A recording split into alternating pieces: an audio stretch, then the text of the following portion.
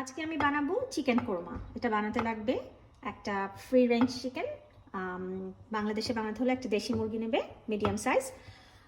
লাগবে হচ্ছে ঘি, হাফ কাপ মেজারিং কাপের, একটা মিডিয়াম সাইজ টমেটো, 3 টেবিল চামচ পেঁয়াজ বাটা, 1 টেবিল চামচ আদা বাটা, 1 টেবিল চামচ রসুন বাটা, গরম মশলা গুঁড়া যেটা আমি বাসায় করে নিয়েছি। এটার মধ্যে আছে জায়ফল, জয়ত্রী, লং, গোলমরিচ, দারচিনি, এলাচ।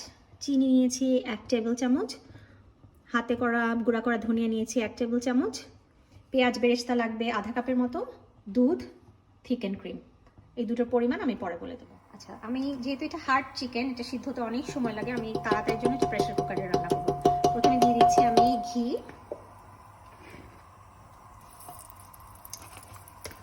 পরে আমি একে একে সব মশলাগুলো দিয়ে দিব।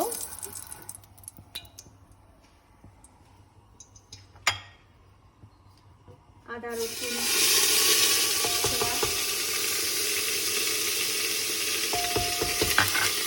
সব মশলা দিয়ে দিব, চিকেন, দুধ, পানি এগুলো ছাড়া।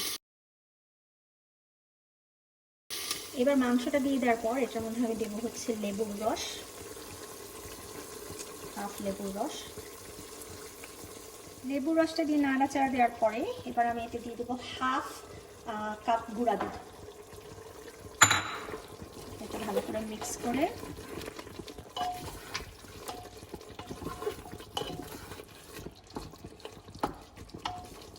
এটার মধ্যে আমি দিয়ে দেবো এই গ্লাসের 1 গ্লাস দুধ আর 1 গ্লাস পানি।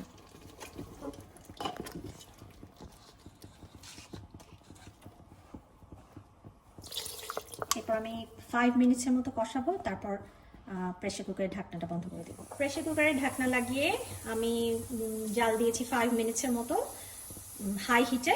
একটা হুইসেল যখন উঠে গেছে তখন আমি এটাকে হিটটা লো করে দিয়েছি, একদম লোতে আমি 25 মিনিটস রাখবো। এখন আমি এটাতে দেবো আমার কাঁচামরিচ। আমার কোরমা রান্না প্রায় শেষ।